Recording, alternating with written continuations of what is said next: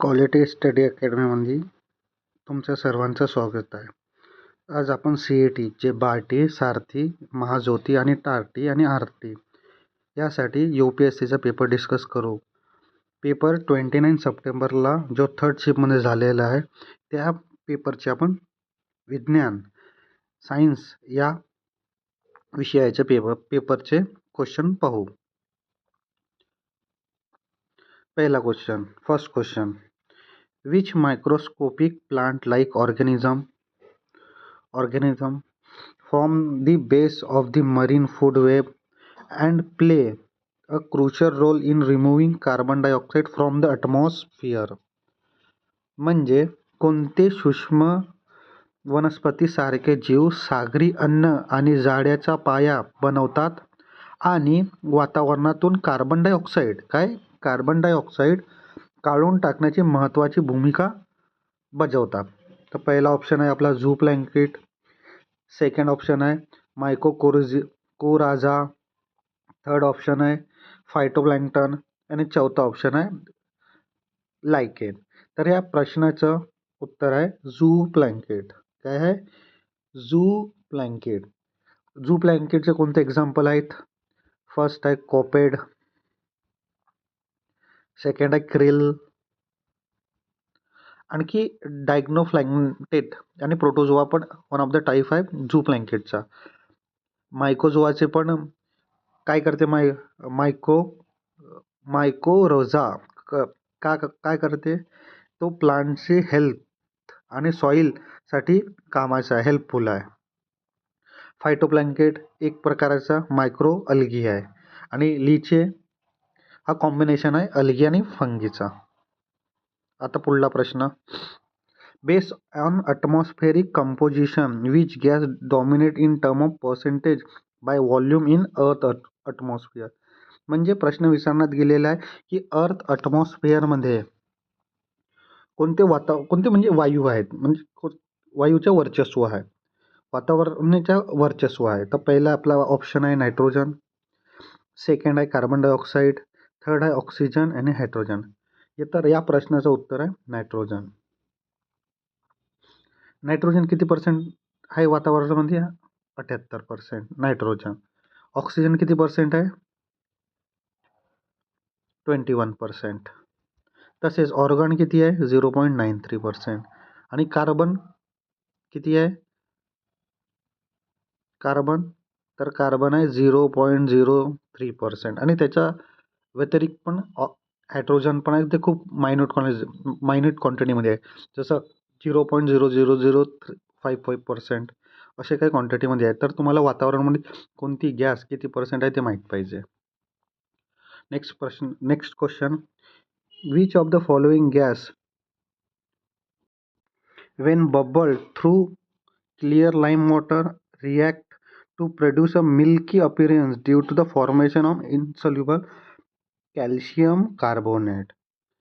जर मराठीमध्ये बघितलं तर क्वेश्चन, खालीलपैकी कोणता वायू स्वच्छ चुनखडीच्या पाण्यापासून लाईम वॉटर पास केल्यावर अघुलनशील कॅल्शियम कार्बोनेट तयार होते व द्रावण दुधासारखं पांढरट दिसते? कशासारखं? दुधासारखं पांढरट.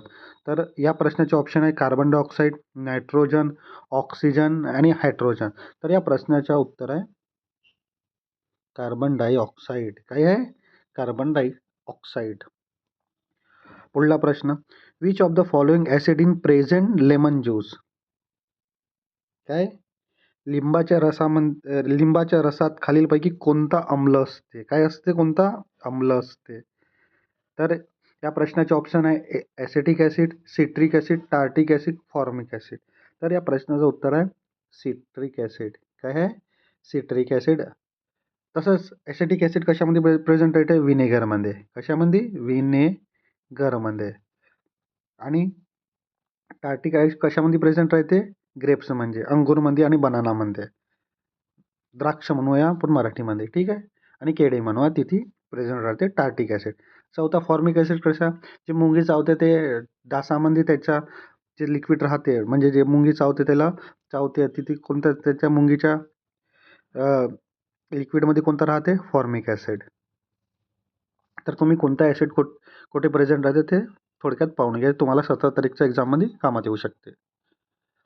Next question, what is the correct atomic number of oxygen? ऑक्सिजनचा अटॉमिक नंबर काय आहे हे तुम्हाला प्रश्नामध्ये विचारले गेलेलं आहे. तर तुम्हाला 1 to 20 पर्यंत जे अटॉमिक जे मॉडर्न पिरियॉडिक टेबल म्हणजे सारणीमध्ये 1 ते 20 पर्यंत जे एलिमेंट्स आहेत ते तुम्हाला माहीत पाहिजे. तर आपल्याला काय विचारलं आहे, अटॉमिक नंबर ऑफ ऑक्सिजन. तर ऑक्सिजनचा अटॉमिक नंबर काय आहे ते तर तुम्हाला माहीतच असेल. तर अटॉमिक नंबर आहे 8. किती आहे अटॉमिक नंबर? आता आपण थोडक्यात रिव्हिजन करूया. 1 ते 20 पर्यंत जे पण एलिमेंट प्रेझेंट आहेत मॉडर्न पिरियॉडिक टेबल. पहिला काय आहे, हायड्रोजन आहे. दुसरा हिलियम, तिसरा लिथियम, चौथा बेरिलियम, पाचवा बोरॉन, 6वा कार्बन,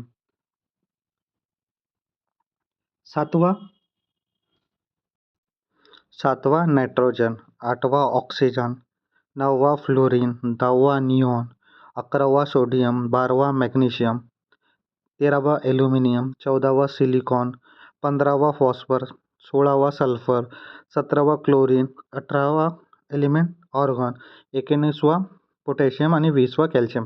अशा प्रकारे तुम्हाला 1 ते 20 पर्यंत एलिमेंट पाठ असणं खूप गरजेचं आहे.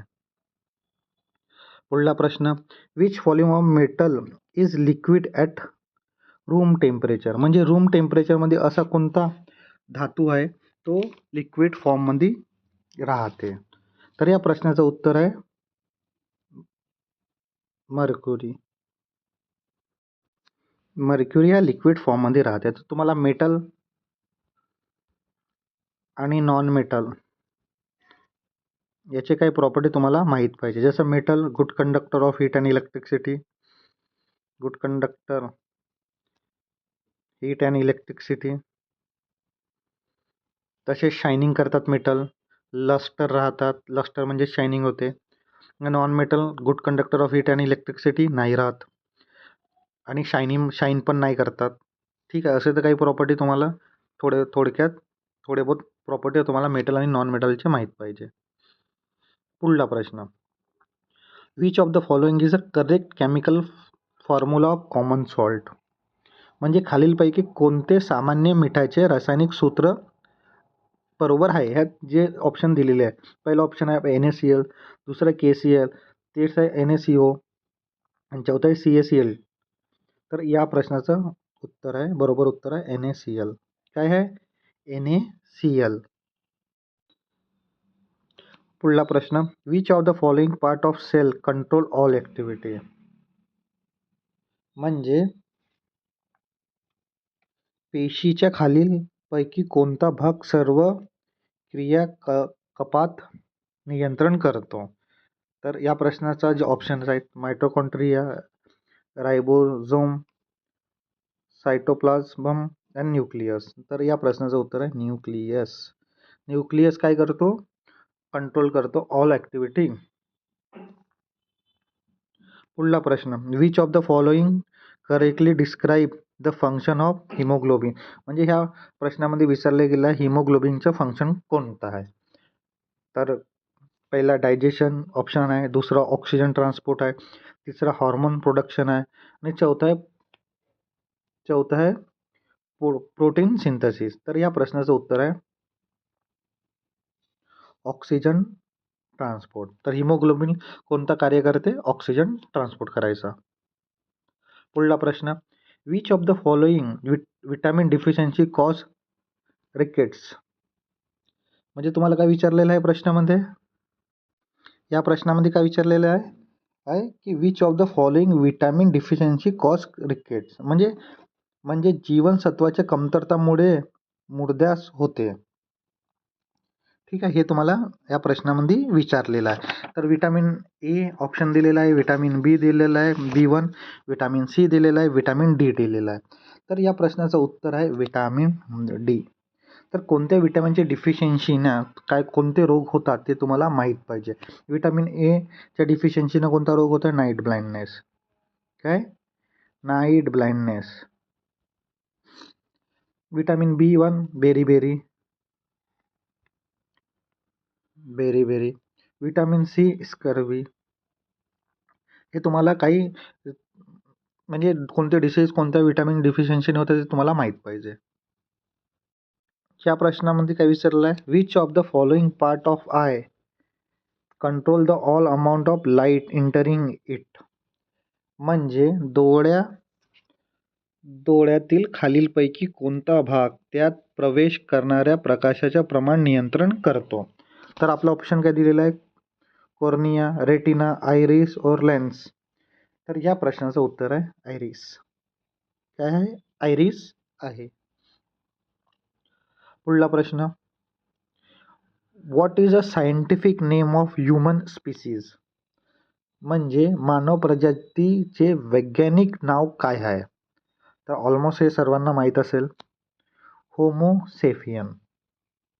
काय आहे, होमोसेपियन. या प्रश्नामध्ये काय विचारलेलं आहे, which of the following process convert sugar into alcohol.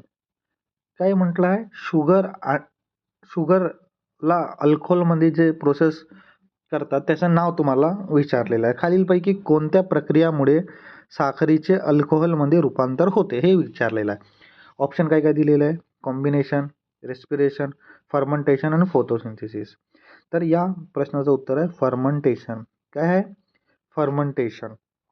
Photosynthesis कशासाठी यूज होते, जे प्लांट्स आहेत ते आपला जेवण तयार करण्याकरिता फोटोसिंथेसिस करतात. पुढला प्रश्न, which of the following gas is use for artificial ripening of food. म्हणजे फळे कृत्रिमरित्यानं पकवण्यासाठी खालीलपैकी कोणते वायू वापरला जातो. तर ऑप्शन काय दिलेला आहे, ethylene, nitrogen, carbon dioxide, oxygen. या प्रश्नाचं उत्तर आहे इथिलीन. काय आहे, इथिलीन हे गॅस फळाला कृत्रिमरितीनं पकवण्यासाठी यूज केलेले जातात. पुढला प्रश्न, which of the following describe the correct function of kidney. म्हणजे किडनीचा कोणता फंक्शन आहे हे तुम्हाला विचारलेलं आहे. पहिला oxygen transport, second sweet production, heat exertion and D digestion. तर उत्सर्जन हे किडनीचं फंक्शन आहे. तर ऑप्शन नंबर 3 एक्सक्रेशन. तर या असं बघितलं, हिमोग्लोबिनचं काय काम आहे, ऑक्सिजन ट्रान्सपोर्ट, हिमोग्लोबिन. पुढला प्रश्न, थँक्यू. एवढे ते 14 ते 15 क्वेश्चन हे सायन्समध्ये तुम्हाला विचारलेले आहे. मोस्टली प्रश्न आपल्या बॉडी रिलेटेड म्हणून कोणाचे काय फंक्शन आहेत, मॉडर्न पिरियॉडिक टेबलचे अटॉमिक नंबर असेल, या तुम्ही असं बघितलं थोडे सोपे क्वेश्चन आहेत.